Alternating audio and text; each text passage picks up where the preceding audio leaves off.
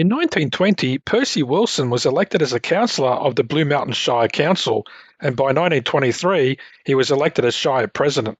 He wasn't born in the Blue Mountains, but loved living there and would do anything to promote them in any way he could. He was there on Anzac Day in 1922 for the official opening of Memorial Park in Woodford, also for the official opening of the Shire Shirt Quarry in Mount Victoria in 1923. He was also at the official opening of the transmission line for the New South Wales Railways between Lawson and Mount Victoria in November of 1931. If there was an official opening during his time in office, Percy was there. And in Glenbrook, he was the first person to switch on the electric lights at the Blacksland School of Arts in June of 1929. Percy led a busy life.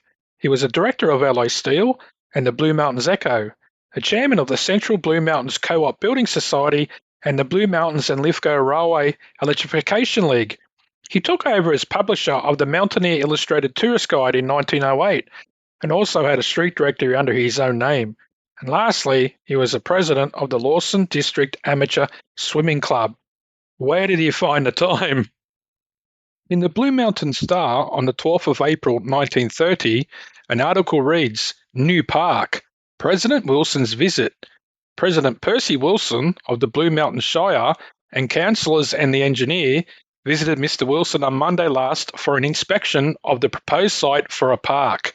Wilson Park is where Lawson's swimming pool was to be built and our concrete structure. During the early 1930s, John Garlick, president of the Main Roads Department, suggested to the Blue Mountain Shire President Percy Wilson about constructing a map of Australia in the Blue Mountains. It wasn't the first time a map of Australia had been built. Many schools in New South Wales already had concrete maps built for educational purposes. So, in 1931, Percy Wilson laid plans for a map of Australia to be made in Wilson Park Lawson. On the 12th of May 1932, the concrete map of Australia had its grand opening. At the opening, everyone who contributed to its construction was there, plus 100 school children from the local public school and 40 girls from Stratford College helped celebrate the occasion. During his speech, Percy Wilson named everyone who helped. First of all, Mr. John Garlick, chairman of the Main Roads Board, Shire engineer Mr. B.A. Hoffinen, and concrete worker Mr. Robert Medcalf, and Professor J. MacDonald Holmes, Department of Geography at Sydney University. But was someone left out?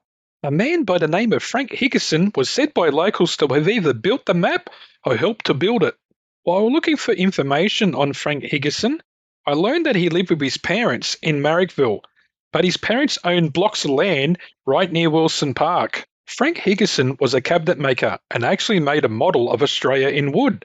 Unfortunately, there is no information about Frank helping to build the map other than the locals saying that he did. Back then, everybody knew everyone's business. By the locals saying he helped in some way does give him credit that he did help, in my view. Frank Higginson enlisted into the Army during World War II, where he joined the 2nd 30th Australian Infantry Battalion. He saw action at Gemus in Singapore, then in Malaysia, where he and over 2,500 others were taken prisoner by the Japanese. He was a part of the Sandakan Death March, and due to illness, he passed away in Sandakan Prisoner of War Camp No. 2 on the 12th of June 1945. Records show he was buried within the vicinity of Sandakan Prisoner of War Camp No. 3, but his body was never recovered. His name appears on panel 17 in the Labuan War Memorial in Malaysia. So now I'm going to check out Percy Wilson's grave in Lawson Cemetery and then have a look around the Concrete Australia in Wilson Park, Lawson. I've arrived at Lawson Cemetery, and it's not a really big cemetery like Rookwood, so to find Percy Wilson's grave shouldn't take too long, but I believe it's over there somewhere, so let's go in and find him. So where I thought it was exactly in the spot I thought it was. And for someone that had so many jobs and would have been pretty well off in the day, well back then, he's only just got a grave just like everyone else. There's no different Maybe they just didn't think of wasting money on big, massive headstones and that back then. So it says here, you might be able to see it because it's in the shade, in loving memory of Percy Wilson, beloved husband of Claire, loving father of Gloria and John, passing into higher service December the 27th, 1937. So Percy Wilson loved the Blue Mountains, was born in Castle Craig and died up here in his beloved Blue Mountains, and he's in Lawson Cemetery. And yeah, he just drive in about 20-30 metres and he's on the right hand side here. So now, Percy, all we're going to do is we're going to go and look at the structure that's still standing today that you helped to create in the map of Australia, which I've called Concrete Australia. So anyway, Percy, thanks very much for everything you've done for the Blue Mountains back in the day, and all we've got left to do now is go to where the Concrete Australia structure is in the park named after Percy Wilson, Wilson Park.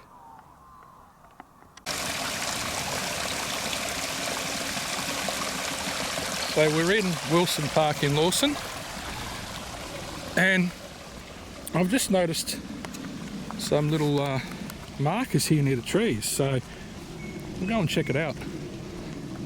So this tree was planted by Albert Edward Botel, 8th Division AIF, and dedicated to him by the citizens of Lawson. So it was on the 30th of April 1941, and it was before he went overseas, so he's joined the army, and so in April of 1941 this tree was planted. So, and there's another one over here, so we'll check that out before we go and see the Concrete Australia structure. And so this one says, this tree was planted by Claude Ivan Clement Castle, Royal Australian Air Force, and dedicated to him by the citizens of Lawson. So it was on the same day, 30th of the 4th, 1941, prior to his departure in the Second World War. So maybe a couple of these other trees, they might have been planted as well. It's pretty cool being here. I have seen it here before when I was going to Dante's Lookout and thought I'd go and check it out, but I actually didn't. So I have been near here on a few occasions, but didn't know the history and the story behind it, which I do now.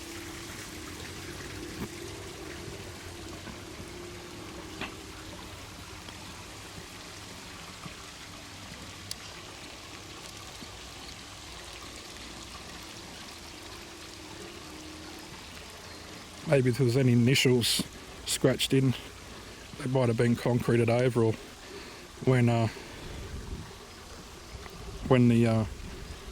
it was fixed up a few decades ago. So it's got all, it's supposed to have all the mountain ranges and everything there. Like, it's even got Ayers Rock right in the middle over there. Maybe that should have been a little bit bigger. There's a great dividing range. It's all the way from Victoria all the way up into Queensland. It's pretty awesome to see. And it's great that no one's come down here to try and damage it and spray paint on there. What a great little monument to Percy Wilson and the Blue Mountains Council back in the 1930s. There's probably the only one in Australia that's left. Even though there was a lot of ones made for schools, they've probably been broken and torn up.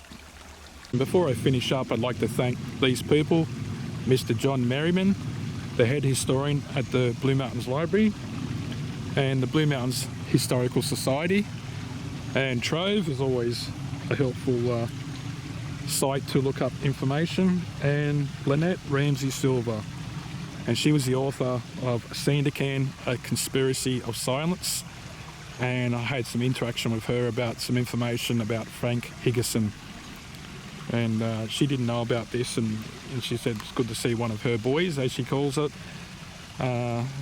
doing something like this. So anyway, guys, thanks very much for watching, and it'll probably take another month or two before I put up another video, because it takes that long to gather information, and I want to make these videos as best as possible. So anyway, thanks for watching, and until the next time,